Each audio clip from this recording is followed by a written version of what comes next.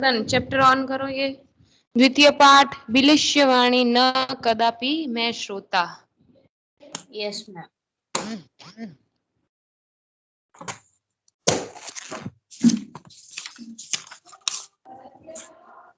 Okay ma'am. Yes. इस chapter को के आज आपको मैं क्वेश्चन आंसर, ये प्रश्न नाम उत्तरण एक पदन वाला और ये भेजा है श्लोक वाला, 2 ही भेजे हैं आज। ठीक है, 3 दे दूं, एक और दे दूं, ये चौथा? भले सारे ही दे दो। अच्छा, सारे ही दे दूं, कर लोगे यूं? ठीक है, मैं तो दे दूंगी। Yes ma'am. 3 फ्री बैठे रहते हैं। हाँ, पढ़ाई करो, फ्री बैठे हो तो। प्रियांशी कैमरा ऑन करो। वो संजीता ऐड नहीं हुई क्या? No ma'am.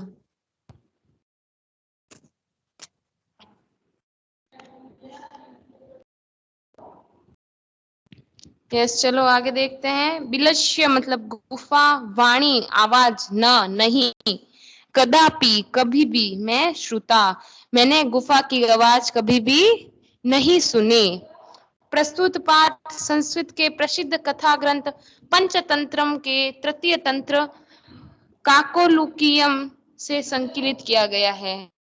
पंचतंत्र के मूल लेखक कौन है? विष्णु शर्मा। इसमें 5 खंड है जिन्हें तंत्र कहा गया है। इनमें गद्य पद्य रूप में कथाएं दी गई है जिनके पात्र मुख्यतः पशु पक्षी हैं। इसमें कौन सी, किसके बारे में कथा दी गई है? पशु पक्षियों के बारे में कथा दी गई है। ठीक है। कस्मिंचित किसी वन में, कस्मिंचित वने खरन खरह नाम सीता प्रतिवसति।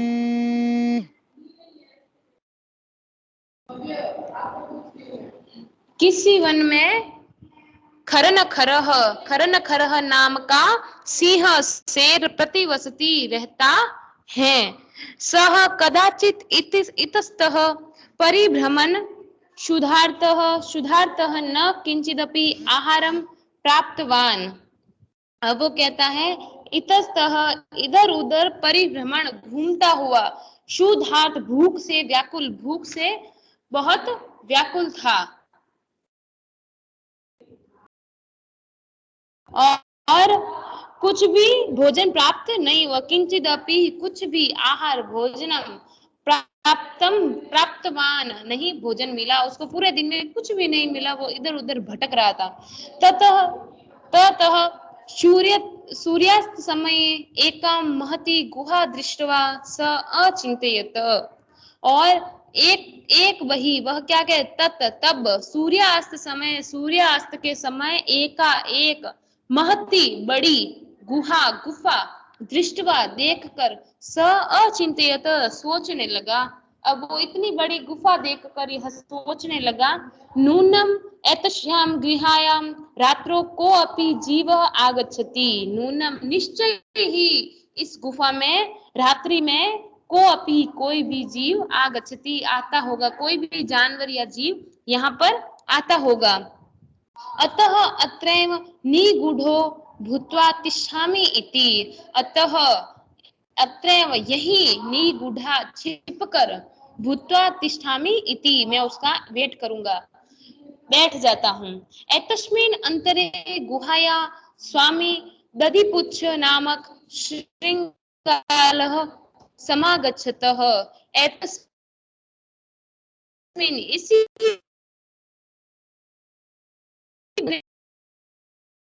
श्रृंगालः गीदड़ समागच्छत आया। स च यावत् पश्यमि तावत् सिंह पद पद्धति गुहायाम प्रविष्टा दृश्यते।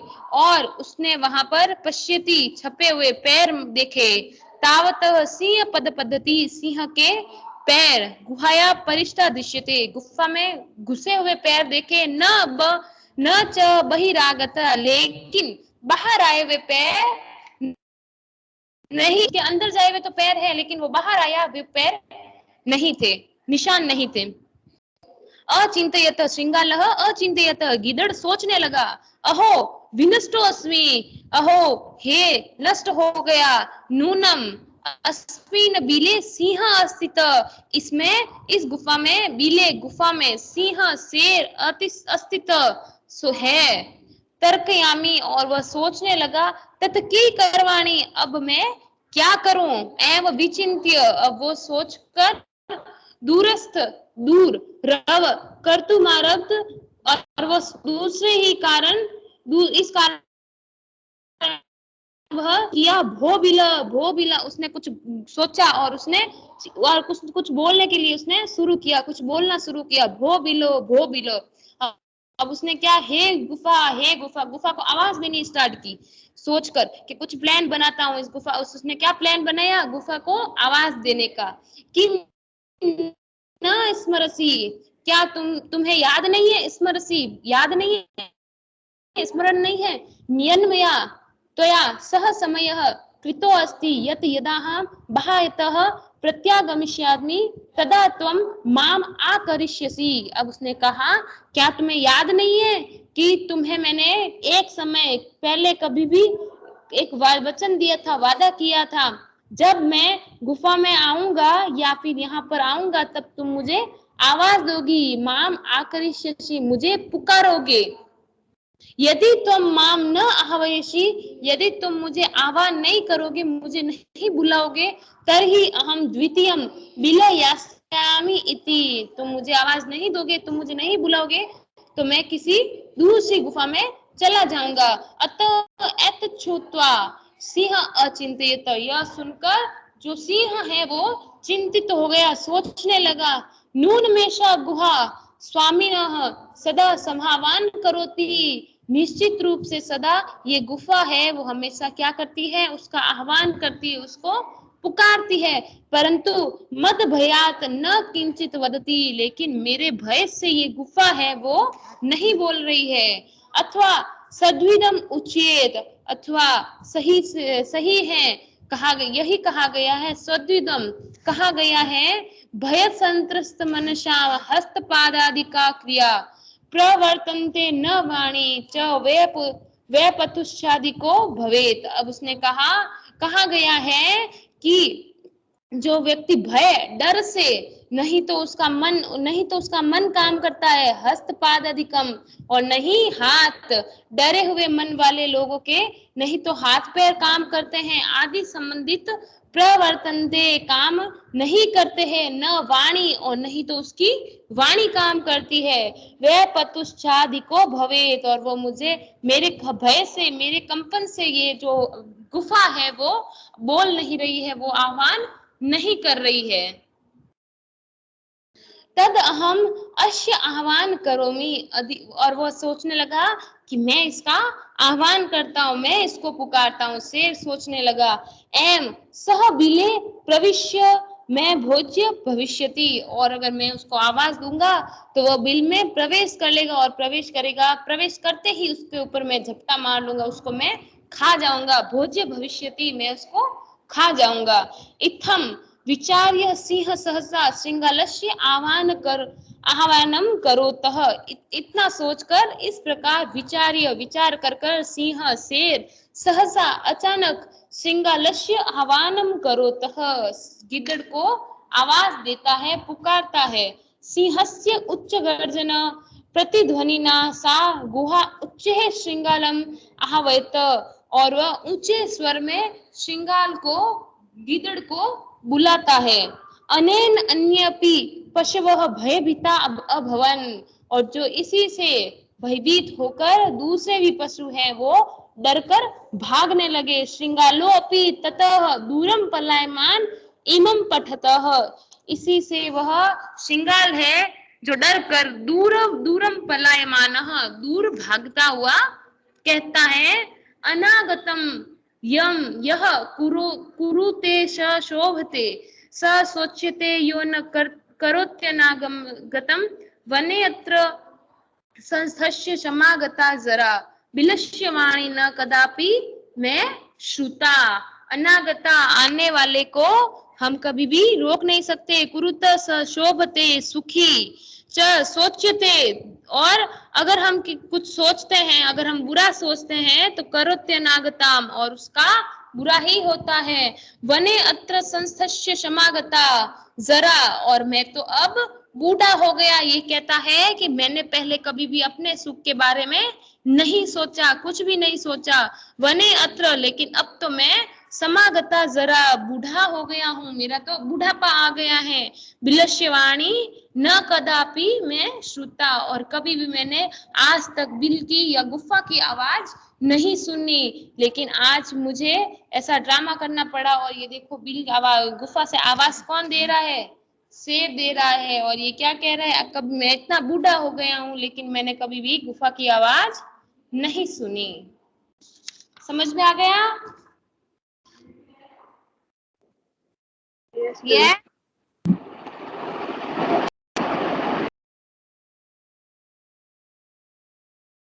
क्या? Yes ma'am. यस, ये पूरा नो। चैप्टर पशु पक्षियों के बारे में है, शेर और गीदड़ के बारे में। कि गीदड़ यस मैम। गीदड़ की गुफा में शेर किस तरह घुस जाता है और वो वापस बाहर नहीं निकलता। वो सोचता है कि मैं इसका भक्षण कर लूंगा, मैं इसको खा लूंगा, लेकिन उस गीदड़ भी बड़ा होशियार था। उसने शेर के पैर अंदर जाते हुए देखे, वापस बाहर आते हुए नहीं देखे। इस भय से उसने अंदर प्रवेश नहीं किया।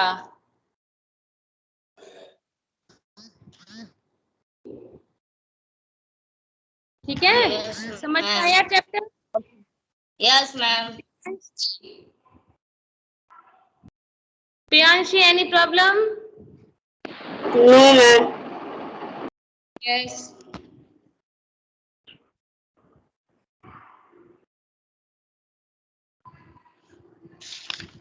इसके शब्दार्थ देख लेते हैं।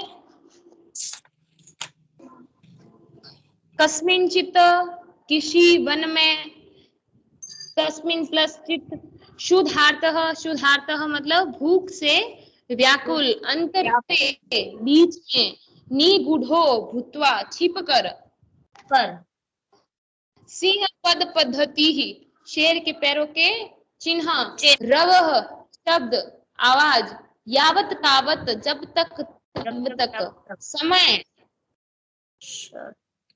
मैम समय बाहर, समय मतलब कि एक समय में हमने क्या की थी, शर्त की थी। वो शेर गिदड़ कहता है ना गुफा से, एक समय में हमने शर्त लगाई थी, तो ये समय उसके लिए प्रयोग हुआ है। बाह्यतम, बाह्यतः, बाह्यतः मतलब बाहर से, यदि तर्हि अगर तो, तच्छु तच्छ्रुत्वा, तच्छ्रुत्वा यानी यह वह सुनकर, भय संत्रस्त मन श्याम, डरे हुए मन वाले को, हस्त आदि का, हाथ पैर आदि से संबंधित, वे पथु कंपन, भोज्यम भोजन योग्य, सहसा एकाएक, अनागतम आने वाले को, सोच्यते चिंतनीय होता है, संशय रहते हुए का के की, जरा बुढ़ापा, कुरुते करोति निराकरण करता है, बिलस्य बिल का या गुफा का। यस। चैप्टर समझ में आया सबको ये? Yes ma'am.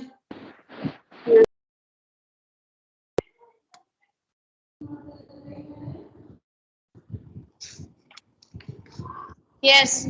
अब इस चैप्टर, फर्स्ट चैप्टर के मैं आज क्वेश्चन आंसर सारे भेज दूं क्या? Yes ma'am. ओके, कर लोगे? Yes ma'am. फिर अपन नेक्स्ट चैप्टर का भी, अपने नेक्स्ट चैप्टर भी कंप्लीट हो गया है, तो इसके क्वेश्चन आंसर भी अपन को सेंड करने हैं, फटाफट करना है, क्योंकि फिर हम पढ़ने में तो आगे चल रहे हैं और लिखने में पीछे चल रहे हैं, तो साथ साथ चलना है अपन को, दोनों में बराबर। मैम आज फर्स्ट के भेज दो, कल सेकंड के भेज देना। हाँ, ऐसे ही करेंगे। ठीक है? Okay ma'am. छोटे छोटे ये जाए, बड़े तो है ना? कर लोगे प्रियांशी? Yes, कोई प्रॉब्लम है?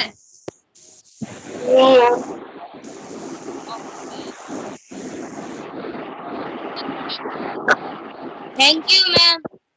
Thank you ma'am. हाँ, आप लोग कर लेना और साथ साथ में पढ़ते रहना, ठीक है, ताकि अच्छे से आप लोग पढ़ सको, याद कर सको, वरना बाद में भूल जाओगे। Okay ma'am. और रिवीजन साथ साथ में करोगे तो बेटर रहेगा, फिर एक साथ होगा नहीं, ठीक है ना, तो इसका ध्यान रखना। ये एक चैप्टर यस। कंप्लीट हो गया है तो साथ साथ में लर्न करते रहना। सुभाषित ये है तो, और क्वेश्चन आंसर, शब्दार्थ, सब कुछ, ठीक है। Okay ma'am. Okay, have okay, a nice bye. Same to you. Remove हो जाओ सभी।